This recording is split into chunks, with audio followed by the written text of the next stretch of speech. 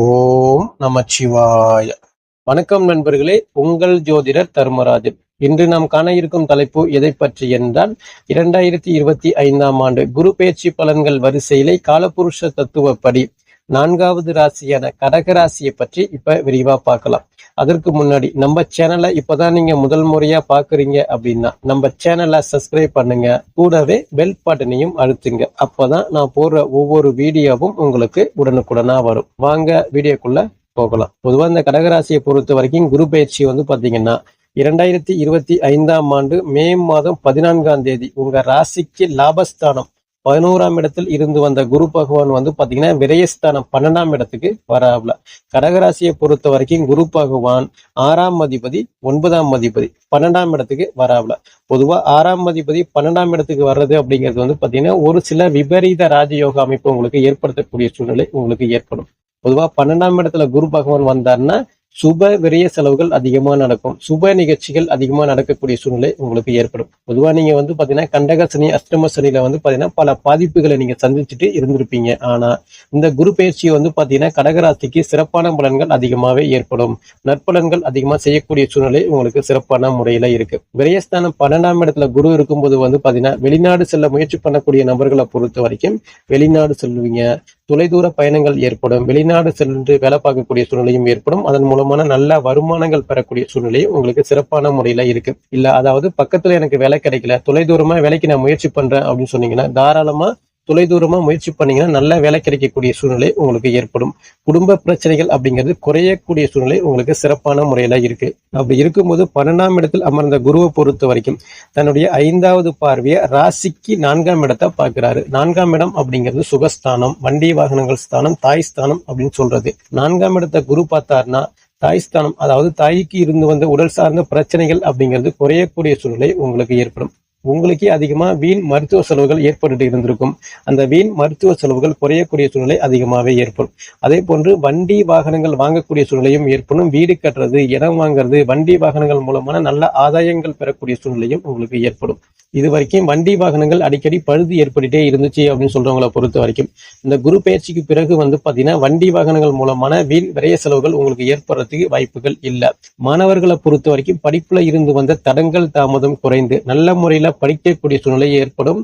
படிப்புல ஒரு முன்னேற்றங்கள் ஏற்பட்டு ஒரு பேரு புகழ் மதிப்பு மரியாதை உயரக்கூடிய சூழ்நிலையும் உங்களுக்கு சிறப்பான முறையில இருக்கு. அதாவது இந்த குரு பயிற்சி காலகட்டத்துல பாத்தீங்கன்னா கடகராசிக்காரவங்க பல நபர்கள் பாத்தீங்கன்னா வீடு கட்டக்கூடிய சூழல் உங்களுக்கு ஏற்படும்.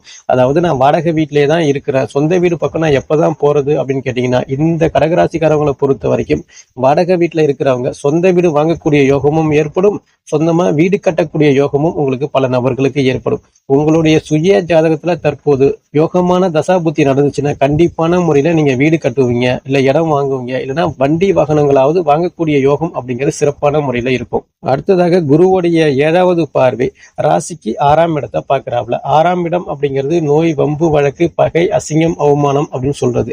6ஆம் இடத்தை குரு பாக்குறதால கடகராசிக்காரவங்களை பொறுத்த வரைக்கும் ஏற்கனவே கண்டக சனி அஷ்டம சனி காலகட்டத்துல வாங்கின கடனை பாத்தீங்கன்னா அடைக்க முடியாத சூழ்நிலை உங்களுக்கு ஏற்பட்டு இருக்கும். குடும்ப பிரச்சனைகள் அப்படிங்கிறது அதிகமா ஏற்பட்டு இருக்கும். அப்படி அந்த 6ஆம் இடத்தை குரு பாக்குறதால வம்பு வழக்குகள் குறையும், நோய் நொடி குறையும், கடன் பிரச்சனைகள் அப்படிங்கிறது குறையக்கூடிய சூழ்நிலை உங்களுக்கு ஏற்படும்.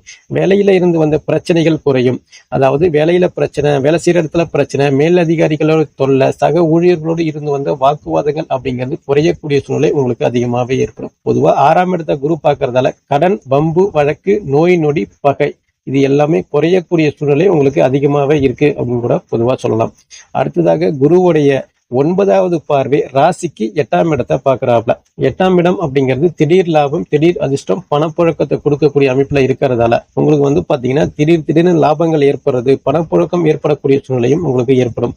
கடகராசிக்காரங்களை பொறுத்த வரைக்கும் பல நபர்கள் நீதிமன்றத்தில் நிற்கக்கூடிய சூழ்நிலை உங்களுக்கு ஏற்பட்டு இருக்கு. அப்படி இருக்கும்பொழுது இந்த குரு பார்வை 8ஆம் இடத்தை பாக்குறதால அந்த வழக்குகள் கூட உங்களுக்கு சாதகமான முறையில தீர்ப்பு வரக்கூடிய சூழ்நிலையும் உங்களுக்கு ஏற்படும். கொடுத்த காசை வாங்க முடியல, வாங்கின காசை திருப்பி கொடுக்க முடியல, இது போல சூழ்நிலை உங்களுக்கு ஏற்பட்டு இருந்தாலும் இந்த காலகட்டத்துல கடன் குறைந்து வரவேண்டிய காசு உங்களுக்கு வரவேண்டிய சூழ்நிலை உங்களுக்கு ஏற்படும். ஏதோ ஒரு வழியில உங்களுக்கு லாபங்கள் பெறக்கூடிய சூழ்நிலை ஏற்படும்.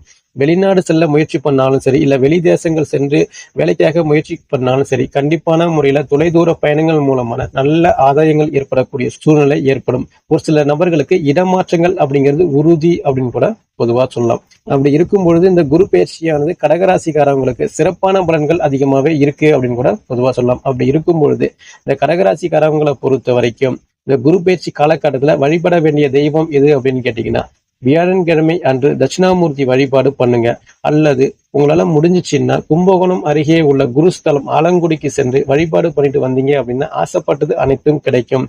எல்லாத்திலுமே நீங்க வெற்றி பெறக்கூடிய சூழ்நிலை உண்டாகும் என்று கூறி மீண்டும் அடுத்த காணொளியில் உங்களை சந்திக்கின்றேன். நன்றி, வணக்கம். ஓம் நமச்சிவாய. வாழ்க வளமுடன்.